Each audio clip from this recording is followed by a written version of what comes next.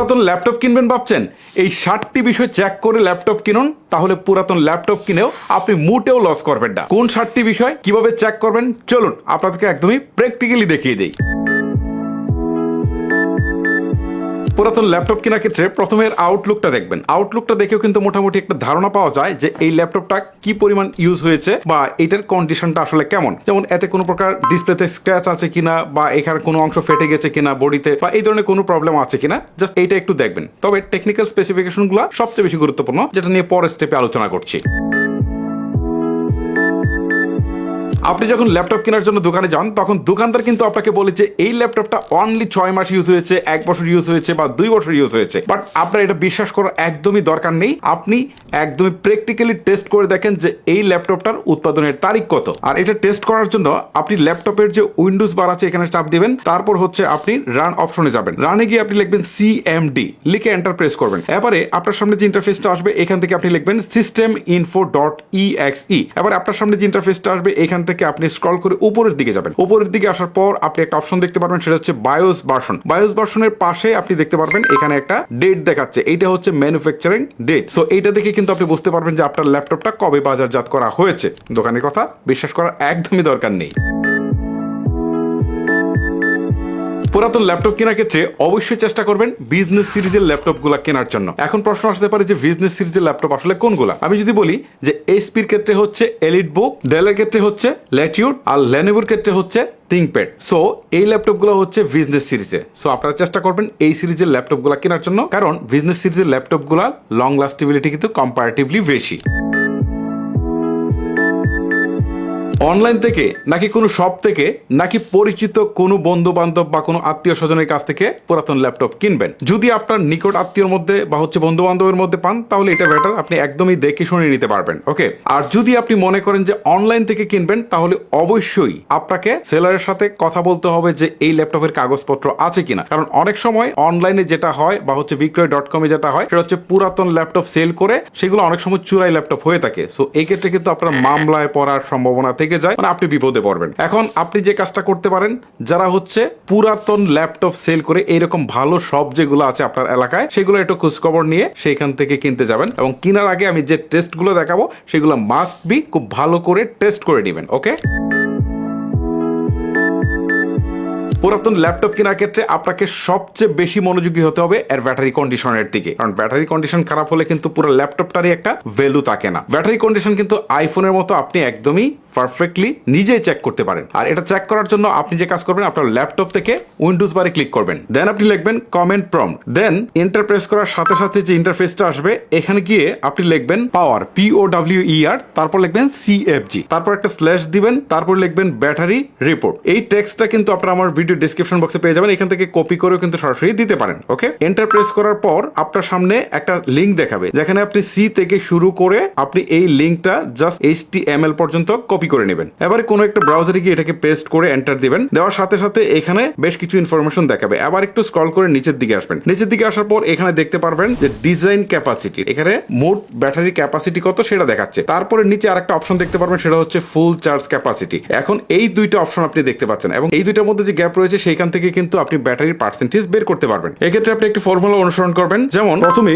Full charge ক্যাপাসিটির সাথে 100 গুণ করবেন। নিচের যে অপশনটা রয়েছে ফুল চার্জ ক্যাপাসিটি, এটার সাথে 100 গুণ করবেন। তারপরে উপরের যে অপশনটা রয়েছে সেটা হচ্ছে ডিজাইন ক্যাপাসিটি, এই সংখ্যাটা দিয়ে ভাগ করবেন। ভাগ করার পর আপনার যে রেজাল্টটা আসবে সেটা দেখে বুঝতে পারবেন যে এই মুহূর্তে ব্যাটারি হেলথ আসলে কত পার্সেন্ট রয়েছে। এখন কত পার্সেন্ট ব্যাটারি হেলথ থাকলে আসলে এই ল্যাপটপটা কেনা উচিত? আমার মতে আমি যদি বলি তাহলে 80%-এর নিচে চলে গেলে খুব একটা নেওয়া উচিত নয়। তবে যদি দামে খুব বেশি কম পান বা আপনার প্রয়োজন হয় তাহলে নিতে পারেন। আদারওয়াইজ আপনি যদি মনে করেন যে একটা পুরাতন ল্যাপটপ থেকে ভালো ব্যাটারি পারফরমেন্স চান, তাহলে 80%-এর বেশি নিয়ে আপনাকে চিন্তা করতে হবে।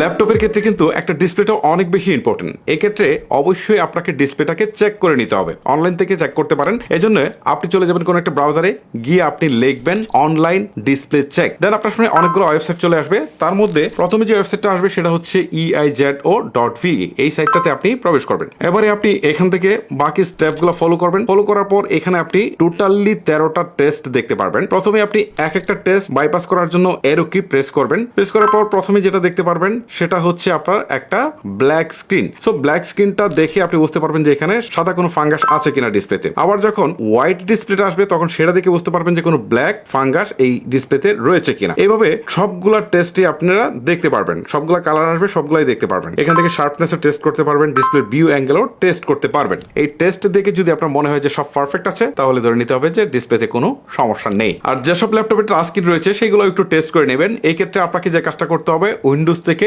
পেইন্ট অপশনটাকে চালু করে দিতে হবে। চালু করে দেওয়ার পর আপনি পুরো যে ভিউটা পাবেন সেই ভিউটাতে আপনি নিজে ড্র করবেন। ড্র করতে গিয়ে যদি দেখেন কোনো অংশ ল্যাপটপের কাজ করছে না তাহলে আপনাকে বুঝতে হবে যে ল্যাপটপের স্ক্রিনের এই অংশটুকু আসলে কাজ করে না, মানে টাচ স্ক্রিনটা কাজ করে না। এটা কিন্তু আপনি হাতে টেস্টটা করে নিতে পারেন।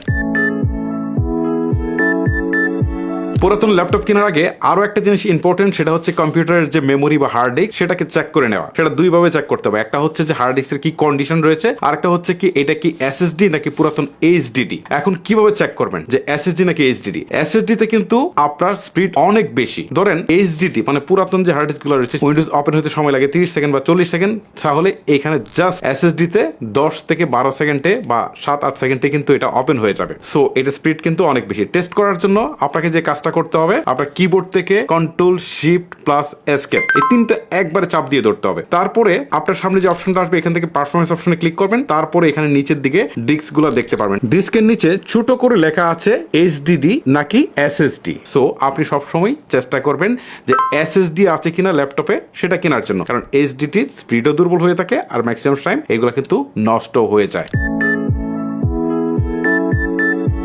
এখন আপনাকে আপনার হার্ড ডিস্কের ব্যাটারি হেলথ চেক করতে হবে। আর এটা চেক করার জন্য আপনি গুগলে গিয়ে লিখবেন এইচডিডি হেলথ চেক। সো ভাববেন না যে এটাতে শুধুমাত্র এইচডিডি চেক করা যায়, এটাতে এসএসডিও আপনি চেক করতে পারবেন। সো এটা লিখে সার্চ করার পর আপনার সামনে অনেকগুলো ওয়েবসাইট আসবে। এখান থেকে প্রথম যে ওয়েবসাইটটা আসবে সেখানে আপনি ক্লিক করবেন। ক্লিক করার পর এখান থেকে জাস্ট এজ ইউজুয়ালি সফটওয়্যারটাকে ডাউনলোড করে এটাকে ইনস্টল করে নেবেন। ইনস্টল করে ওপেন করার পর আপনার সামনে ঠিক এরকম একটা ইন্টারফেস শো করবে। এইখান থেকে হার্ড ডিস্কের ব্যাটারি হেলথ দেখাবে। আপনার এইচডিডি বা এসএসডি যদি ভালো থাকে তাহলে অনেক সময় ব্যাটারি হেলথ 100% দেখাতে পারে। 100% দেখালে তো কোনো সমস্যাই নেই, বাট যদি কোনো প্রবলেম থাকে তাহলে 70%, 80%, 90% এরকম দেখাতে পারে। এই ক্ষেত্রে আমি আপনাদেরকে পরামর্শ দিব, যদি আপনার এইচডিডি মানে পুরাতন হার্ড ডিস্ক যদি এটার মধ্যে থাকে সেটাই যদি আপনি কিনতে চান, এটার হেলথ যদি 80% এর মধ্যে থাকে তাহলে কিনবেন, না হলে কেনার কোনো দরকার নেই। এসএসডি ক্ষেত্রে আমি বলি যে 75 এর মধ্যে কেনার চেষ্টা করবেন। 75 এর নিচে যদি চলে যায় মানে হচ্ছে হার্ড ডিস্কের ক্ষমতা, তাহলে কেনার দরকার নেই।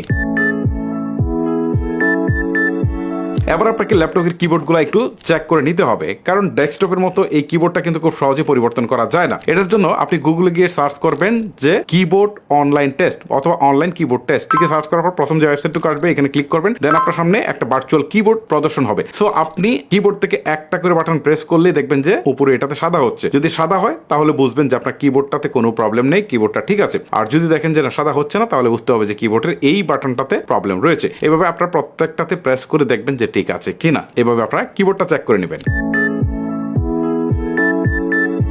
এই পর্যায়ে আপনাকে ওয়েবক্যামটাকে টেস্ট করে নিতে হবে। যদি ওয়েবক্যাম টেস্টের জন্য কোনো সফটওয়্যার আসলে ল্যাপটপে ইনস্টল করা না থাকে, সেই ক্ষেত্রে আপনি যে কাজটা করবেন সেটা হচ্ছে কোনো একটা ব্রাউজারে গিয়ে লিখবেন যে অনলাইন ওয়েবক্যাম টেস্ট। তো প্রথম যে সাইটটুকু আসবে এখান থেকে কিন্তু সরাসরি ক্যামেরাটা ওপেন হবে। যদি ওপেন হয় তাহলে ধরে নেবেন যে ওয়েবক্যাম ঠিক আছে।